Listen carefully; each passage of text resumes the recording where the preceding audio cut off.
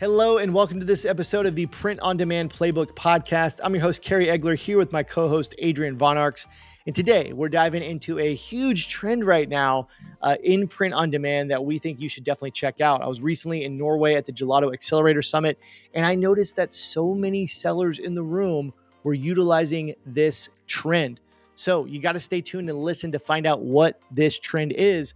But before we dive into that, I want to ask you to subscribe to the podcast.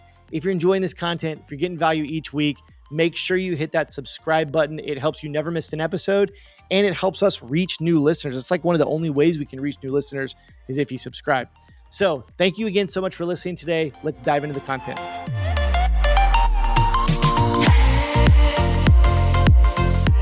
What's up, everybody? We're back. Adrian, we're back, man. What's going on? Dude, I am really happy to be back. We've been going back and forth with some solo episodes while you were away in Norway and some joint episodes. Actually got a private message from someone who was asking what was going on with us because he noticed that we were doing more solo episodes. But not to worry, guys. The relationship is still strong. It's just that both of us have had a lot of things going on lately. Kerry's been traveling. I've been traveling. And so that's why our goal, our commitment to our listeners is dropping a new episode every single Friday. And so if we can't get together to record an episode, we record solo episodes so that we can stick to that commitment.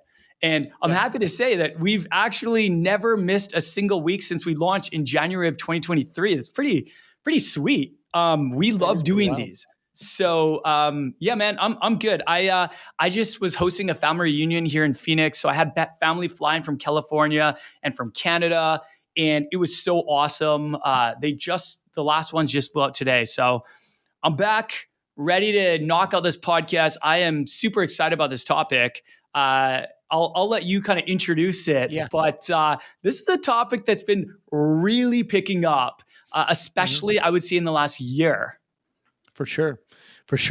Interesting what you said about the message you received. I'd love to hear more about that because I wonder if our listeners, if there's one that they prefer, they probably prefer us being together because that's how we did it, to start. But there is something that I enjoy about the solo episodes. I think it's a different take, it's a different perspective. You get to hear from one of us a little bit more than the other, which I think is valuable. But yeah, there's nothing really else to it other than we want to make sure we aren't just doing these like every week on the spot. We want to try to stay prepared and stay, planned out. So it helps us to be able to do that a little bit. So that's nice. Yeah. Consistency is key. I mean, this is what we teach our students, and this is the same kind of level that we hold ourselves to. Yeah. But it's good. Always good to be with you, Adrian. And side note, I was noticing how pale I am on camera with this winter. Winter's kind of coming to an end. You're looking so tan over there, man. I need some of that Arizona sun to tan my skin up. Dude, even though it's been like 80 plus here in Oklahoma, but the last it's because of the family reunion. It's like we were outdoors a lot. Like I took them on hikes. I took them. We just did a lot of outdoor stuff because people were coming from some really cool places like Vancouver. So I just needed to give them a lot of Arizona sun. And as a result, I got a lot of Arizona sun too. But yeah, man, you should come on over to Phoenix. We've got awesome weather here. You get a tan in like a day. It's great. Yes, that'd be awesome. I tan like fairly easily. As I get older, I tan a little bit less easy. But anyways, let's get into it. Excited about the topic today. So, we put in the title, it's a huge trend. Lots of people are making a lot of money with it. And to tie that in, why we kind of worded it that way. So I'm not going to talk too much about this because if you go back to last week's episode, it was actually a solo episode with me where I shared the presentation that I gave to a room full of multi-million-dollar print-on-demand sellers in Norway at the Gelato Accelerator Summit. And at the beginning of that episode, the first really half of that episode, I shared some of my takeaways. I shared, that I really encourage people, if you can get in the room at a conference, at a mastermind, those kind of things, man, there's so much value in getting in the room, getting around people that are having success, people that can help you, connect with you in your business and on your journey. And one of my big takeaways from that summit and being in the room with so many successful sellers was there was definitely a trend that I was seeing from these huge, some of them, $5-10 million sellers. I was seeing a huge trend there. And it's something that I don't want to just continue to do podcast episodes and not talk about. So we're going to really dive a little bit deeper into it today. And that trend is personalization. It's personalized print on demand products. And I would say, Adrian, in that room of, I don't know, 20 to 30 print on demand, high level, successful print on demand sellers, somewhere at least in the range of maybe 60 to 70% of that room, they owned print on demand businesses that were offering personalized products. So we definitely can't just skim over it as something that's not, relevant. Like, it's actually humongous, and it's a humongous opportunity for people in our space that want to do print on demand. So that's what we're talking about in this episode. To give you a little bit of the breakdown of what we're going to go through, first of all, we're going to talk about this trend, why you should do it. What are the benefits? What are the drawbacks? Those kind of things. Second, I'm going to give you some examples of, multi-million dollar ideas that are, confirmed ideas that are having success right now that you can kind of, so you can get an idea of what you could even do with personalization. And then the last part of the episode, I'm going to talk about, we're going to talk about 3 levels of personalization. So one of the biggest things about personalization, and actually before we get into that, because I don't want to get into that yet, but we're going to talk about 3 different, at the end of the episode, we're going to talk about 3 different levels, 3 different ways you could do it from a technical perspective, from ease of use to being a little bit, maybe a little bit more complex. But before we get into why, like the first kind of segment here, why should you do personalization? Adrian, what are your thoughts on personalization? What do you think about this?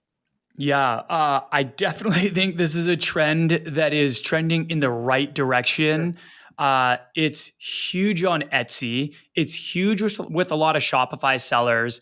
It's huge with my T-Shirt Legends Academy students. It's huge with our 6-figure founder students. I remember we had a conversation not too long ago where a lot of people were talking about it because it's kind of like this elephant in the room. And I feel like it's like we're kind of in the era of personalization right now. Yeah. Like, it'll be interesting to see where this goes. I've sold personalized products before, had quite a bit of success with them. Essentially what we did was we just took our winning designs and we would try to change one word and allow it to be personalized. So we were in the dog niche for one of my businesses. And what we would do is we would just take out the word dog and then allow people to put in like their dog's name or something like that. And people loved it, man. They eat it up because it's a totally original product.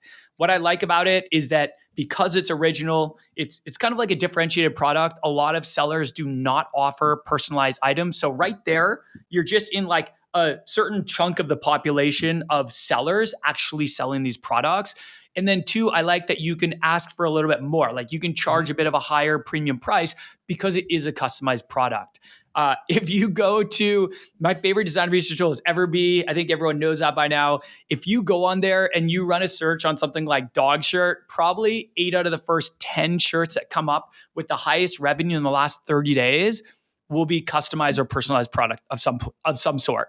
It's just we're in the era, man, and I'm glad we're talking about this, lifting the lid on it, and I want to encourage people to take action and to try it out for themselves. Yeah, one of the things in this episode I want to help. We always want to give people actionable steps, and so in this episode, I want to talk through like how do you actually put this into practice, and hopefully, giving you as the listener some ideas and ways that you can actually do this in your own business. And Adrian just touched on a really great one of just taking some of your best products and figuring out if there's a way you can kind of add personalization to those. So with that being said, Adrian, let's jump into why you should do personalization. You just talked a little bit about it, but let's go into some of the benefits and the downsides. The downside is very small. I think it's actually a big downside, but there's not many downsides to it. So let's start with the benefits. Number 1, you can charge more because it has a higher perceived value. And all these are kind of connected a little bit. So, as I go through these benefits, they're all kind of connected in some way, but you can definitely charge more for personalized products because there's just that higher perceived value, right? I think it is a little bit of that Etsy mindset of like, this is something that's custom, right? So it means more to the customer, and they know that there's probably some custom aspect that has to be done on it. And so it makes it feel like a more quality and premium, higher perceived value product. Number two, that comes with, in a lot of cases, that comes with higher margins. And maybe not in every case, Mm-hmm. depending on the personalization that you're offering, it could come with lower margins because there's things like a team that you have to do some of the personalization in some cases, right? We're going to talk through that in this episode. But in some cases, it can have higher margins. And what I mean by that is that in many cases, like with print on demand, you can offer personalized products and it actually doesn't cost you any more to offer the personalized product, but you can charge more money. So Right. right there, you just get way bigger margins, right? So that it's huge, right? It's a huge opportunity. Mm-hmm. Next benefit, it creates a deeper connection with the customer. This go again is I said these are all kind of connected. It's connected to you can charge more, you get higher margins, all the different things because personalized products mean something to the customer, right? They mean something deeper than just a regular design. They're connected to something in their life. A lot of the personalized uh, or the businesses that we see, it's related to a place that you were at when something happened. It's related to a child, a family member, a pet, these different events in your life. And so there's this deep connection. And what that does is it causes people to get their credit card out, right? It makes them want to buy Mm-hmm. more because they're connected to the product. And lastly, another benefit I have here is it's just easier to upsell and bundle things together because you have that connection, right? I said all these were connected. Because you're creating that deep connection, people are just willing to just dish out the dough, right? Oh, if I got this in a mug, yeah, I want it in a piece of wall art. Yeah, I want it in Mm. a t-shirt, right? Because it means so much to them. Right. So those are some of the benefits I was able to identify. What are your thoughts? Yeah, I mean, I think you hit the nail on the head. I like these benefits. I definitely think we say passion plus products equals profits. This is definitely the case here with personalized items. You know, I was thinking while you were talking, I was thinking about all the different ways that you can personalize things, and I think a lot of people like the immediate kind of reaction is, oh, if I'm in the dog niche, this will be easy because I can use dogs' names. If I'm in the cat niche, it'll be easy because I can use cat names. But there are actually so many other ways that you can personalize products. And one that I've seen really blowing up lately. I don't know if you've seen this, Kerry, but personalized sleeve prints where No. people will have. Oh, I have So seen it. Yeah, I've seen let it, me give but yeah. yeah, let me give you an example. This is like blowing up right now. It'll be like a shirt for a new mom. And it'll say something like mama, that big blocky text Mhm. that's really trendy right now. It'll say mama, and then underneath it'll say established 2024, let's say. And then on the sleeve, it'll have like the baby's birthday. It'll be like 01/24/24, something like that. Or it'll have the baby's name with a heart around it or something like that. And this is just one example of so many ways that items are being personalized. But That's such a great example. yeah, I kind of thought about it more as like, oh, you can do it for like your pet or something like that, right? But here's one of many other examples that you can do it that is not pet related. Man, that's such a great example. So let's talk about the downsides. I wrote down two downsides, potential downsides. The the Mm-hmm. the biggest downside to personalization, because I always want to provide a little bit of both sides, right?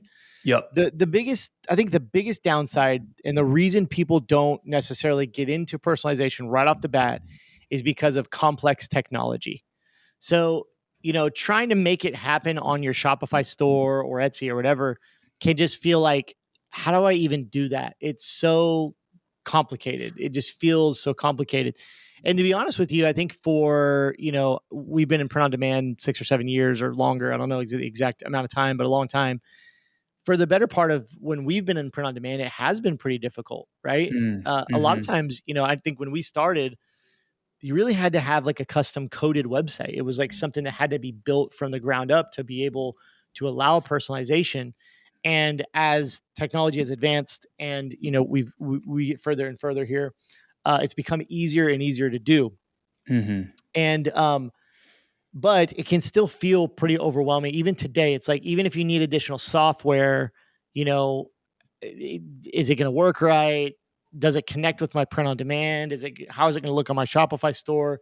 It just presents these tech issues Mhm. that can potentially be really difficult for people.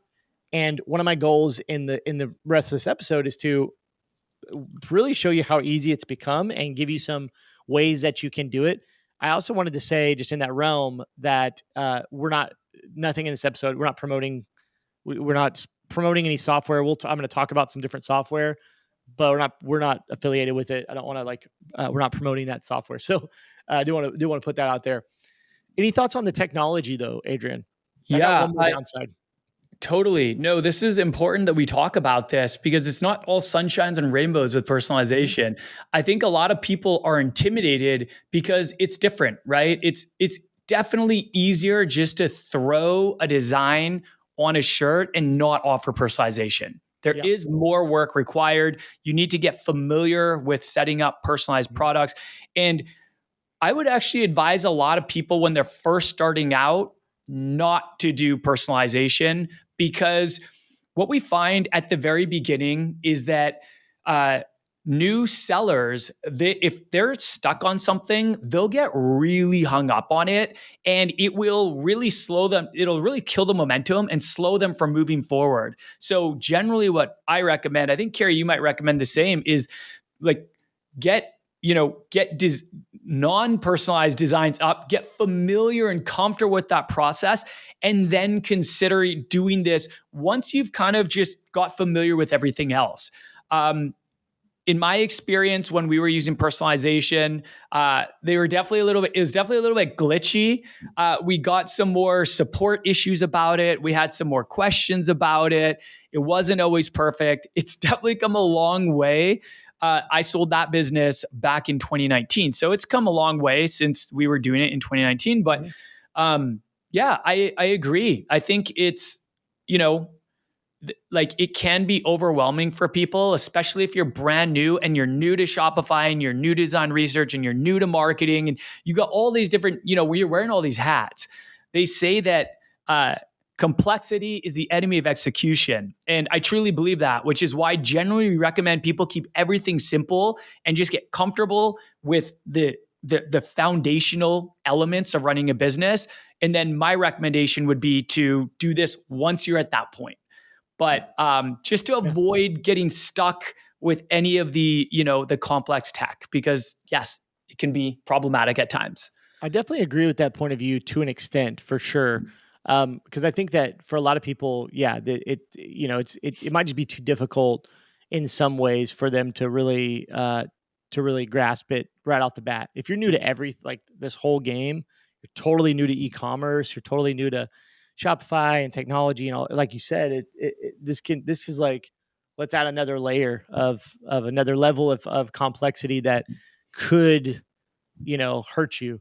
On the other hand, I think that in a lot of the examples and a lot of the people I met at the Accelerator Summit that were doing this, um, personalization is the whole idea, right? Like there's Mm. nothing outside of personalization. It's everything's Hmm. personalized.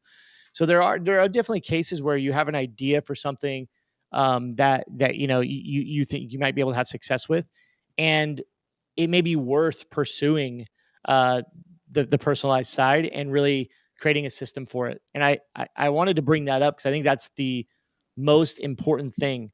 The thing that prevents me in my businesses from doing so many things that I want to do, but I feel are too complex, is just not having a system for it. Not having, Yeah. and what's funny is it's for me, it's not generally that I don't know what to do. It's generally that I will not sit down and invest the time to figure out how to do it step by step and having Sure. a standard operating procedure and having a system for it. You know what I mean? And Right. once I do that, it's like, oh, usually I go, wow, that wasn't as hard as I thought. Like, here, I have a system for it.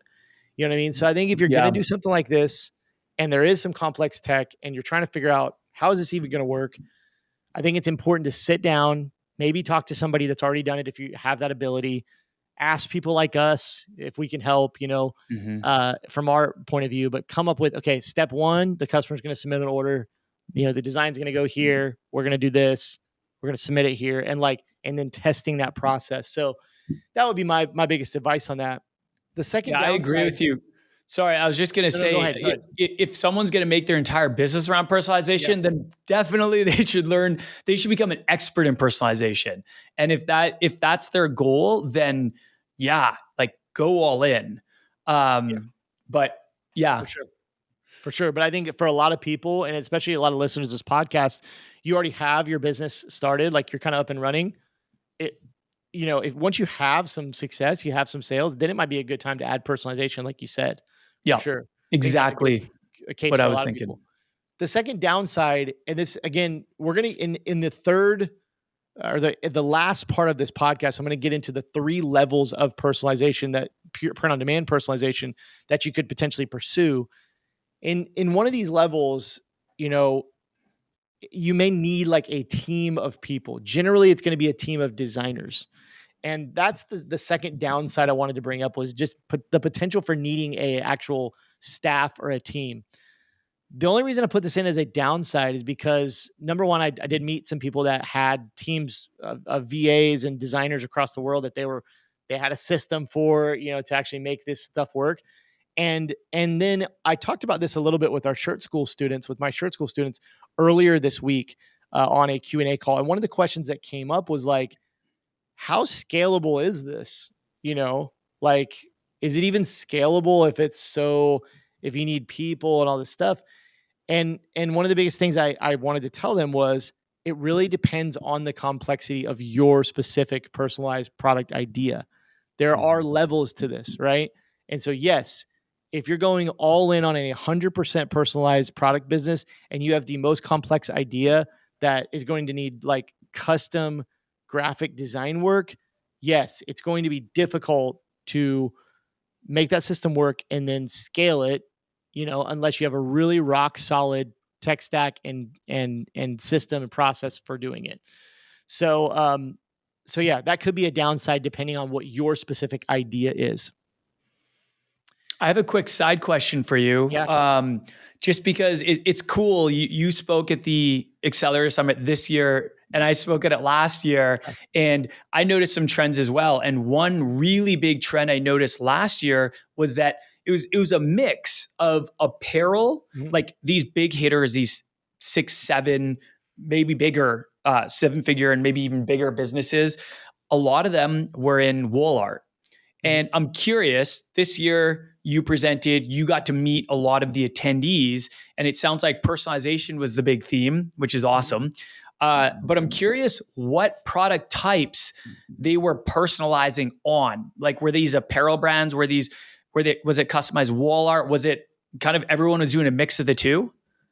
Yeah, what's interesting about that, that's a good question. What's interesting about that is that I heard from Gelato staff people, that I talked to that number one, nobody in the room in this one, which yours was in June, mine was in February. Yeah. I think they're doing another one this year. Could be wrong, but I think they want to do another one this year. Uh, Nobody in the room this time was in the room last time, so it was a completely Mm. different set. My camera's kind of freaking out on me. I don't know why, but it was a completely different set of business owners, which I thought was interesting. That Cool. there was nobody there that was there for you as well. But I would say it was a mix from what I remember, and I wrote down a lot of their businesses, so I've looked at a lot of their websites and everything. It was a mix. There is again, without saying the name and giving that away, there is a business owner that was there that does a very very personalized apparel product. Mainly, I think a lot of hoodies and different things, and it's embroidered. The design is Mm. embroidered. There was definitely a mix of wall art. There was one person there that really crushes it with mugs. And then there was some non personalized businesses there, of course, which I think many of those were in the apparel category. So it was just a really a mix. I would say if I had to pick one that was more heavy than others, it was probably wall art. That was probably and let me be specific. It was a lot of different types of wall art. So it wasn't just one. Like there was multiple poster brands that they focused on posters. Mm. Yeah, and so I do think though also that because Gelato has just rolled out their personalization. Well, they've had personalization for a while, but they just rolled out a lot of new features with personalization. They were a little more intentional to get to bring clients in that were interested in that segment. So I think it was Sure. definitely a focus on personalization, because that's a new feature to Gelato. That makes So sense. yeah, And why do you think that was a new feature to Gelato? Because they're probably getting it asked by everyone yes, using. Well, a exactly, lot of sellers using Gelato are probably asking for it, and that's probably why they released it. And they went so big into it. Like they've exactly. gone really heavily into personalization, which is awesome because there was there was a lot to be desired in personalization from a lot of print on demand companies in the past. So it's Mhm. nice to see them taking this seriously. Yeah, yeah. It's Gelato is very, they definitely listen to their clients, and they like to add the features that will benefit them the most. And Yeah. that was definitely something I saw when I was there. Okay, so let's get into this. Let's talk about it a little bit. So we talked about the number one thing we talked about was the benefits, downsides. Let's get into number two, and I want to give you just a couple examples of multi-million dollar print on demand personalization ideas. Okay, without really giving away like the URL or all that kind of stuff. Just kind of talk about some of these that are really taking off. So I would say potentially one of the most trendy ideas right now. One of them, you seeing this everywhere, is personalized maps of Mm. different locations. So there's one that really cool. It's just a certain style of map that the customer can personalize with whatever elements that the business owner sets up. So it could say, where you had your first date, and it could be a map of that location. And this one specifically that I'm looking at right now has different shapes of maps. So they have like a heart, right? And that heart, inside that heart, is the map location. And it says, our first date, has the name on it. It's a really, cool design. You can do where you bought your first house, right? And it's a shape of a house with a map where your first house was, This where is you got so engaged. cool. Yeah, so cool. And so this is a map. Another one that I think most people have seen are the star maps, right? Mhm. Star maps are basically what the sky looked like on the night of X, the night you got engaged, the night you got married. What did the stars look like? What was the map of the stars? And that's another really cool idea. Um, any thoughts on those, Adrian? Before I got one more here that's a little bit different and a little bit more, little bit higher level as far as complexity. Any thoughts on Yeah, those? I'm just looking at the website and I'm seeing some of these and they are just so cool. Like I can definitely see why these are crushing it and it's so unique. Like I think we kind of think what we see the most is kind of all there is for personalization, but man, you can get so creative with this stuff. So creative. Like this is a perfect example of a brand that's doing something really unique that a lot of people have probably never even heard of, but immediately when I started looking at this, I'm like, "Oh yeah, I could definitely see why people would buy these. They're just there's so much emotion. Like we talk about creating designs that evoke emotion and relatability. Like, dude, this is it. This is it in a Yeah. nutshell. It's just really cool to see. Yeah, and I think one of the big tips that I would give our listeners out there is that what I saw from these stores, and Adrian's looking at a specific store that I linked in Mhm. our notes, which I can't share publicly here I just don't have permission to share publicly here on the podcast from one of those sellers that was there. But one of the big things that I think is a trend across some of these personalized brands is that what people are buying the connection that they have to that specific thing. In this Mhm. case, it's a map of where something was or whatever, where they first house, whatever, where they had their first baby. I mean, whatever. Um, but it's also a specific style of design, right? Right. This brand that Yep. you're looking at is a specific style of map. It looks a certain way, and the little pinpoint on the map is always a heart, right? Yeah. And Yeah. then they have one font. It's a cursive font, with a kind of a specific design, and it's like a certain layout. It's laid out in a certain way, right? So they're buying the style, Right. and that's kind of what you see with the star maps as well. When you do the star maps, it's always a really dark, wall art because it's at night and it has a certain style design, certain style of font. And so they're buying that style because they're going to hang it up in a room. continuing with that trend, the other idea here that's multi-million-dollar idea that is just crushing it and is really cool. Another level of complexity. So keep that in mind. This website allows their customers to submit a picture. In most cases, it's of their pet. They submit a picture of their pet, and this brand will actually turn your pet, the picture of your pet, into a line art design, and they will embroider that on apparel, and they have some other products as well. But I know specifically from talking to this business owner that the product that they do the best with is hoodies, and the design that they do the best with is pets. So they really have a focus on pets and embroidered pets on hoodies. Yeah. And they have a specific style of art. In this case, it's line art. They do this really cool line art. And so, it's literally like the customer submits a photo of their pet, and then again, the complexity, they have a team, they send it out to a designer. That designer turns the photo into a piece of line art. Then they submit it to the print on demand to be embroidered, and it's shipped, automatically shipped to the customer. But again, what we were saying earlier, one of the big takeaways here, it's a specific style of art. In this case, it's line art. They're doing like something that is their specific style of art too. So there's a little bit of that there as well. Really, really cool. Thoughts on this? Yeah, I mean, line art just makes a lot of sense for embroidery. Not only is line art trendy, but like it actually makes so much sense for embroidery. These look super cool. I just wanted to go back to the other website for a sec about the maps, without giving it away. I just want to point out one thing that I think they did that was really, really clever. So on their website, on the homepage, they have a drop down in their navigation menu that says gift occasions. And you can actually go down, and it gives you all these different ideas for gifts. So they have anniversary gifts, wedding gifts, Mother's Day gifts. And then you click on one and you see everything for that special occasion. I just really like, one, how they organize that. They've got a couple other gift like drop down menu items as well. But one, I like how they organize that. And two, it just plants a seed, right? Like you might go on there looking for an anniversary gift, and then you see that there's a Mother's Day gift, and you might end up getting a Mother's Day gift at the same time because you didn't know that they even offered that. And if Mother's Day was coming up, like it is right now in a couple months, then that might kind of put that seed in your head. So that could bring you back for that, right? But going back to the newer website that we're looking at right now that puts the pet or a photo, it can turn a photo into line art embroidery, like a special photo that you have on your wedding day or something like that. That's so cool. These are just such unique out of the box ideas.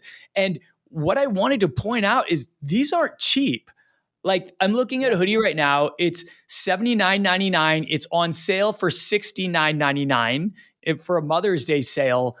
$69.99 for a hoodie. Like, and they're killing it.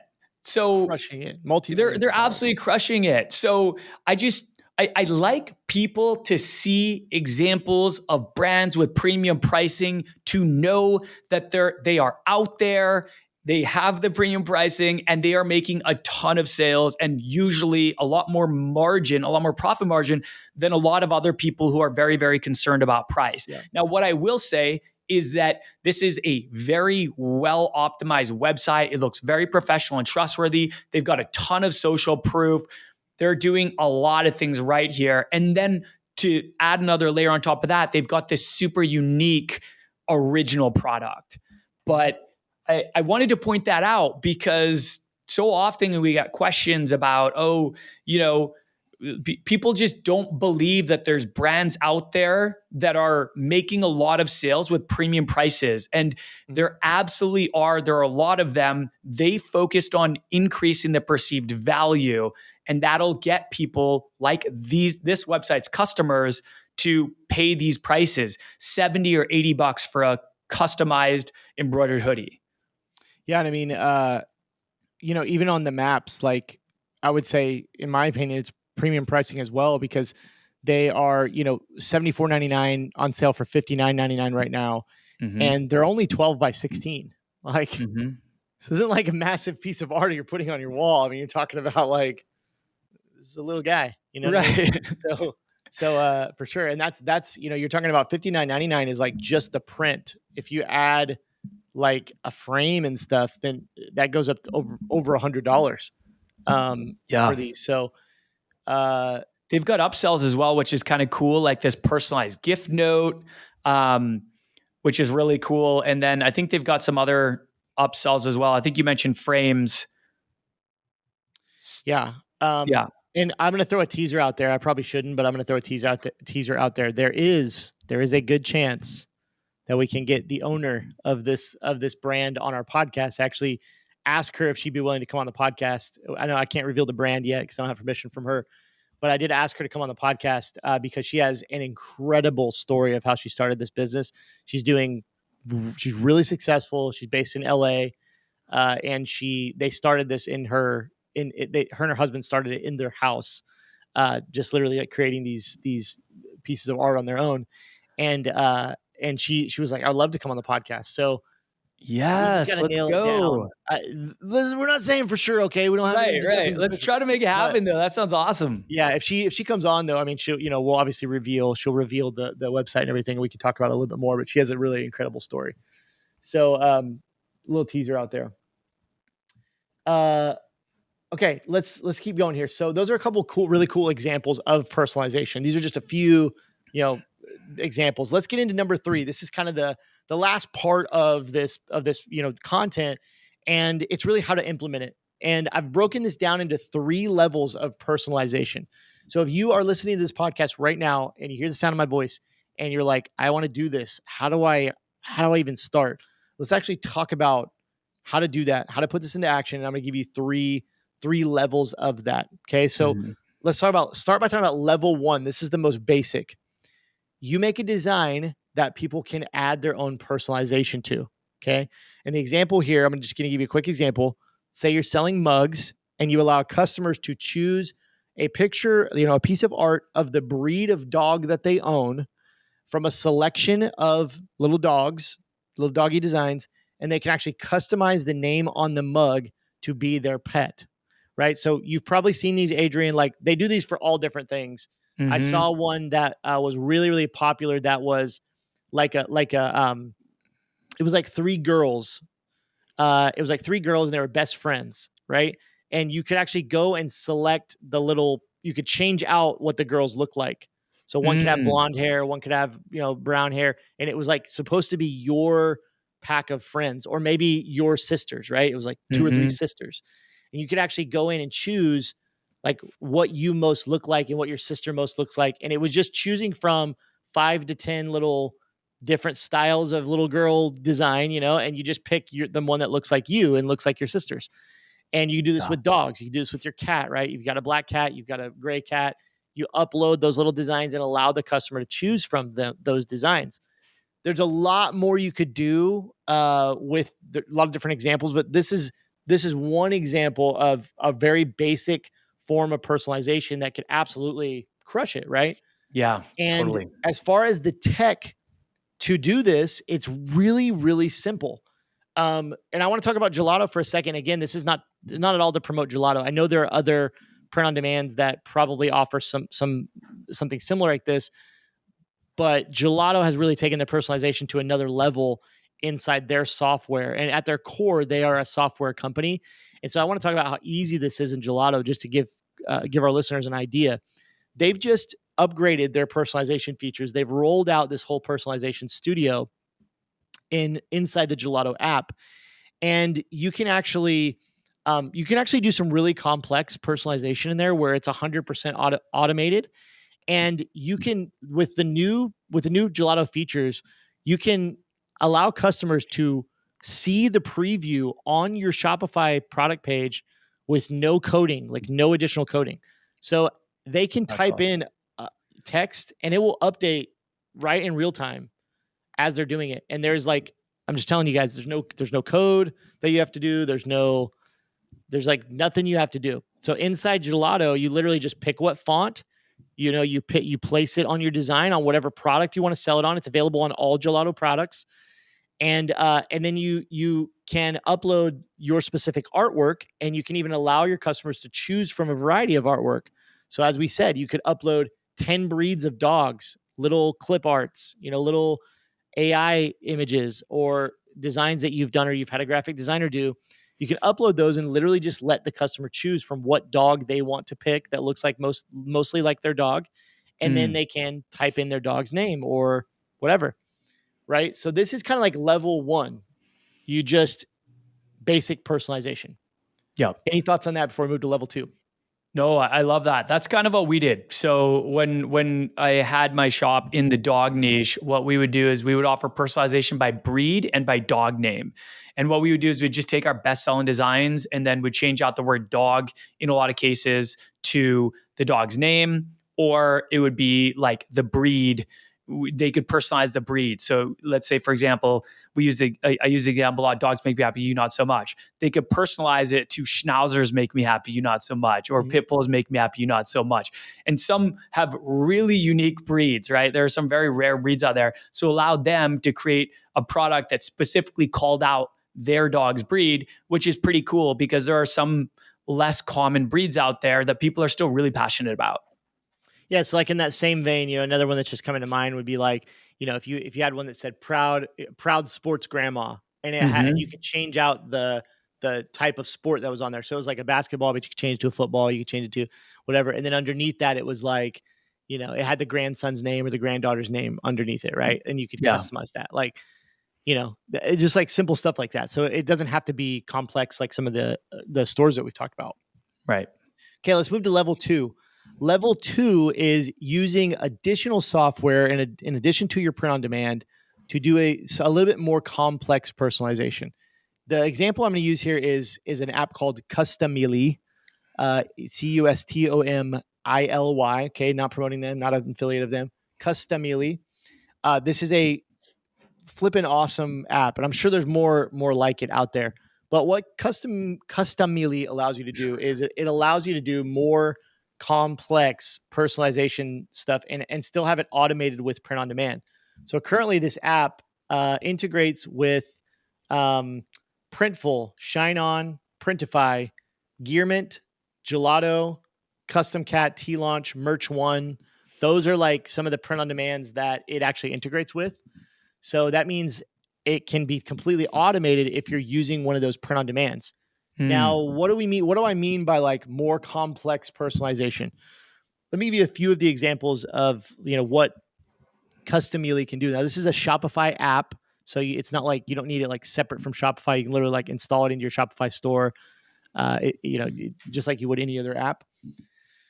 But some of the stuff that they talk about on their website. So let's say that you had a personalized design and you wanted to add you wanted the customer to be able to stylize it and add a filter on top of it, and make it look a little bit different. That's something you could do with Customily. Add a texture onto it. Maybe you have different textures that you want to add onto it. Let's say you wanted to do like a curve text design, right? Like, maybe Gelato didn't offer some of that more complex design aspects, and you wanted to have curved text that was customizable. Customily can do that. They have an option in there where you can have the customer upload a picture and it will automatically cartoonize it. So it will turn it into a cartoon, right? They That's so have some cool. examples in there where, they have text that's a little bit more 3D that you can allow the customer to customize. Like the example they have on their website, they have like a street sign where the sign is like, diagonal. I have to explain this on audio, but a street sign, it's like kind of in 3D and, whatever. But you could customize the text on the street sign. So it wasn't just like flat text, but it was a little bit more three-dimensional. So those are like some of the examples with Customily. Now, a couple of things I wanted to mention about that is like Customily has the ability built in to allow you to do those maps inside Customily. So, you can have the customer put in a address and it will create the map for that address. And it can automate that to your print on demand.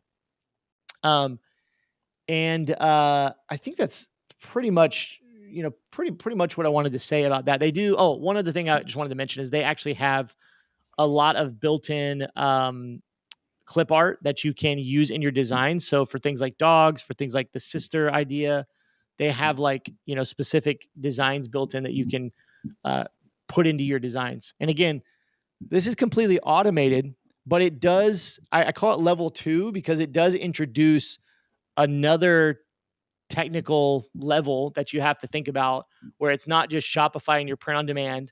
Now you're going from Shopify store to this app to your print on demand, and there's another step, and it's a more things you have to set up and customize, right? So it becomes a little bit more complex, but still there's no manual work with it. Like, you set it up and it's ready to roll. So it's still completely automated. Thoughts on this? Man, automation is like my love language. It's music to my ears, man. I'm all about like three things: delegation, automation, or elimination, to keep things really, really simple with the business. So I love using third-party apps if it's going to save me from having to outsource to a team or spend a whole bunch of time doing the work myself. So this sounds like an Unreal app. And just what it can do is so cool. Again, creating so many unique, original products, which in a lot of cases you can get a higher price for. Yeah, and again, we're not affiliated with Customarily. I actually haven't used specifically this app. This is just an example Right. of an app. And there may be other ones out there. This is an example of an app that you can use. It looks like they do integrate with Shopify and Etsy, so that's something to note. Is that you can do some more complex personalization stuff on Etsy. It's got 165 reviews in the Shopify App Store with a 4.9 star rating out of 5. It's awesome. Not bad. Cool.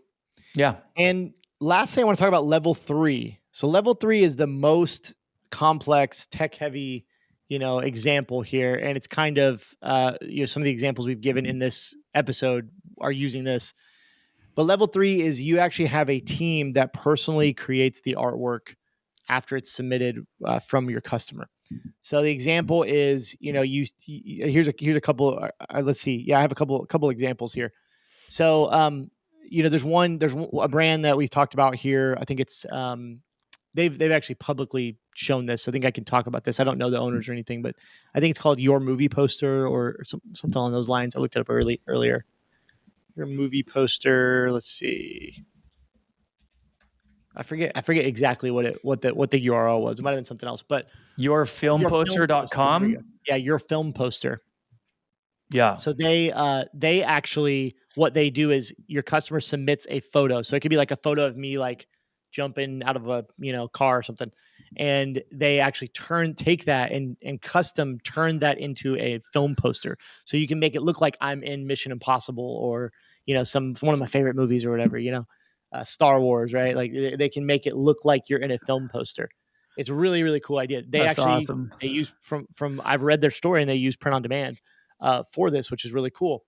But that requires a team to do that. There's not really a way to automate that in most cases.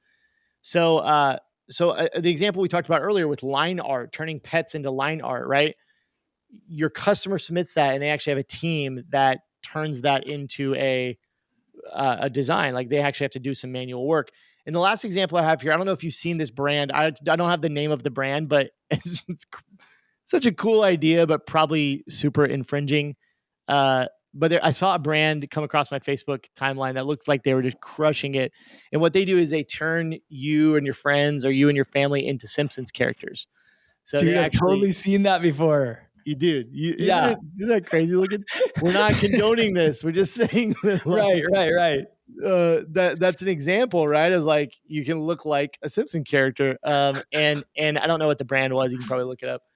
But I see one called Simpsonize Me, and it's custom Simpsons portrait, which I don't know how they get around using the name. I was like, okay, I thought maybe they wouldn't use the name Simpsons in it. The one like that I call saw you like not. Yellow person or something. Yeah. What's that?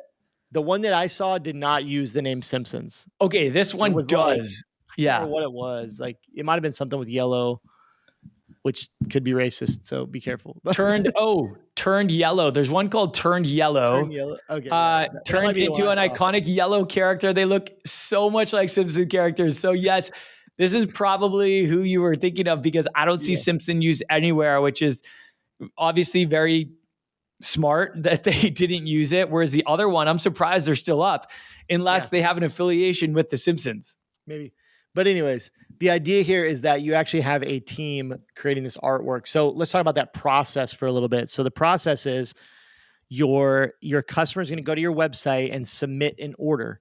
That order is then going to be routed to a designer. This could be you if you're starting out. You're doing a couple custom designs. I would be very careful. Just caution you. I mean, this is a time consuming, difficult thing.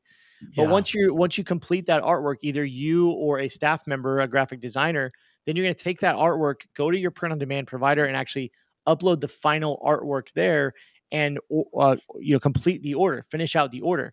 Now you can, just so everybody's aware, in most print on demands, there's an option to have the order stop when it gets to the print on demand, so that you can actually customize it before finishing the order. So you can have that order travel to the print on demand. Then from there, you're going to customize the artwork, finish uploading, upload it to that order, and then finish out the order. It's very manual. It requires a lot more hands, a lot more, it requires more time. It's not going to be as fast because that's custom. I mean, the brand that we talked about earlier with the line art, I mean, my guess is it takes a couple days longer, for them to actually, especially with the amount of volume of orders that they have coming in, it takes a few extra days for them to actually get this done. So it's a little bit longer wait time. In most cases with personalized products, customers are cool with that, right? They understand there's a custom element, but it could take a little bit longer. So that's kind of like level 3. That's the most complex, hard version of this. May require more startup capital, may require finding team members, may require, more skill, all those kind of things. And I think that's the big one that we would caution you against. I think you would agree, Adrian, is like, Yeah, at least at the don't start out with beginning, that. at least while you're trying to learn every other aspect, yeah, maybe just hold off on that one for a little bit, Yeah. unless that's your entire idea. I do actually have a T-Shirt Legends Academy student who is level 3 personalization, and she does dog portraits. So people actually submit photos of their dog, and then they'll create a cool portrait of that dog. And I believe she hires someone from Upwork or Fiverr. And what they'll do is, as soon as she gets the portrait from the customer, she sends it off to this artist. They create it. They turn it around really quick for her. Like, I think there's a standard kind of turnaround time, and then she can put it on a product and send it off.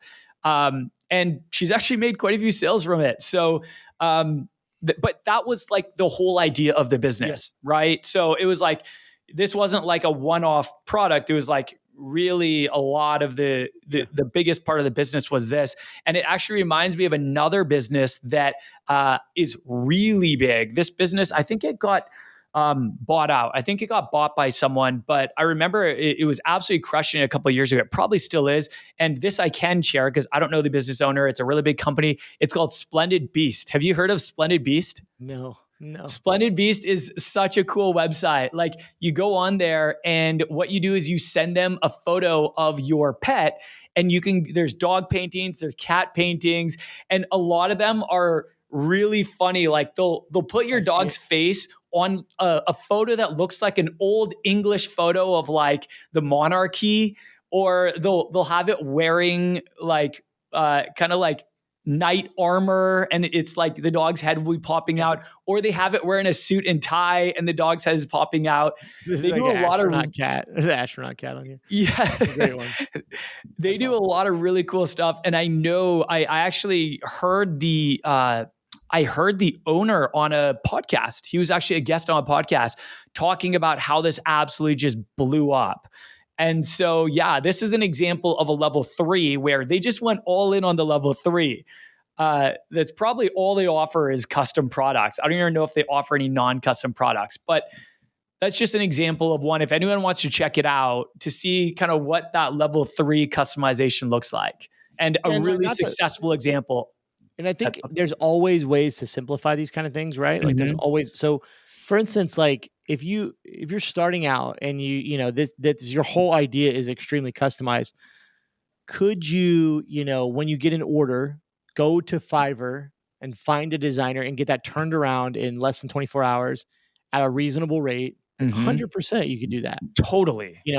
And you could, you could find 10 of those people on Fiverr and pay $8, $10 per design, or whatever the charge is, and build that into your pricing, right? And you could absolutely like start out with that. The hard part is when you're getting 100 orders a day, when you're getting 500 orders a day. Like, you're gonna, in scaling that, there's gonna be there's going to be hurdles to come across, right? Like you're actually probably going to have to limit the number of orders you take at some point because you can't grow the team that fast. So it's like, Mhm.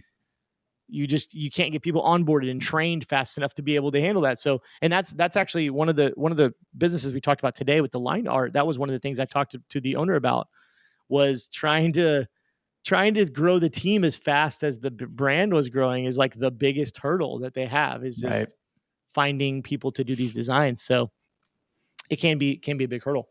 I'm curious, with the sellers that you did meet, like the ones that were doing a lot of personalization at the Gelato Accelerator Summit, were they level 1, 2, or 3? Was there kind of one category that most of them were, or was it kind of a mix of the three? What did that look like? I would say it was a lot of level 2 and level 3. Yeah, Mm, a lot of level 2 now one of the reasons for that, Adrian, which is really good question, and just so our listeners know, one of the reasons for that is because these were already successful sellers, right? These weren't mhm, beginners. These weren't people trying to get their first order, or even their 100th order. These were right. multi-million-dollar sellers. So they've already built up the teams over the last year, 2, 3, 4 years, right? Like they've had these Yeah. businesses for a while, so they're seasoned. A lot of them have stories of, hey, I did it on my own when I first started, or this was the idea and it turned into this as it grew, right? So we're talking to, we're talking about different scenarios here on the podcast of like where you're at in your journey. But I Right. would say it was a lot of level 2 and level 3 sellers that mostly, like the examples we shared today, it was a lot of people who had a specific style of design, like a specific styled idea, Mhm. like, oh, I was really good at drawing this certain thing, so I turned it into a business, right? Right. What are you known for? What kind of skills do you have in thinking about that? What do people what is the thing people come up to you and ask you about all the time? Thinking about those kind of things. So yeah, but I would say it was a lot of level 2 and level 3 mostly. Cool. I had another question. I'm just trying to think of questions that our listeners would think of, because we probably both have the same questions, but it's always nice to, like you said earlier, to get in the room with these big Mhm. hitters and to kind of see what they're doing, how they're doing it. So my other question was, the examples we've looked at, these were Shopify stores, but I wanted to know, did they talk at all about the sales channels? Like, did they build their brand on Shopify and then they're also on Etsy? Are they just on Etsy, not on Shopify? Are they on both? Was there any talk about what that looked like? Yeah, I mean, it's interesting because they were all the common thread was they all use Gelato, and Mhm. they're all, yeah, they all use Gelato. So Gelato actually integrates with Shopify and Etsy both. It does Mm. both, and they have a custom API. If you have a WooCommerce store, you have like your own custom coded store, like they have. So I would say in what I saw was probably about, I'm going to say 25% Etsy. There was a few Etsy sellers there. Uh, then I would say it was another, I would say, let's say 65% Shopify, and then like 10%, hey, I built my own store and had somebody custom code it. There was Yeah. definitely like 1 or 2 of those people in the room that either Yeah. like built it themselves or like had somebody do something from scratch. But the majority were Shopify stores for sure. Okay. That's where they Yeah, were that's kind of selling what I figured. most. You do see a ton of customization on Etsy, and that's why I wanted to know if they were, if those Mhm. people were primarily Etsy sellers or Shopify sellers. Were they the Etsy sellers? Were they exclusively on Etsy? Do you know, or were they Most on of the time, both? yeah. I would say, yeah. Most of the people I talked to were like, that's where they started, and it blew up on Etsy, and so Yeah. they haven't been able to, build out their own store yet or whatever. They might have aspirations of that, but they haven't done it yet. So Right. yeah, Cool. yep. I think that's what we got, Adrian. I think that's it, man. I hope that people take this and like really consider adding personalization. If you already have a store, you're already having some success, this could be a way to blow up your sales. If you're brand new and you're like trying to figure out an idea, it might be a good idea to think about how, if your initial idea can includes a personalized aspect that Mhm. could help you get off the ground quicker. Any Yeah. final thoughts? No, I agree. If I was new, I would, having done this before, I had Mhm. made lots of sales before I introduced personalized products. So I agree with you. I think it should be like a phase 2 Yeah. initiative. Phase 1, get your MVP up, your minimum viable product, get your store up, try to get some sales from designs, and then consider launching this as sort of phase 2, unless you're going all in on this. Then that's a totally Yeah. different story. But no, man, this was awesome. I hope our listeners enjoyed this. I definitely enjoyed this. Yeah, All right. Hey, we hope you have a great day, and we'll see you next week. take care.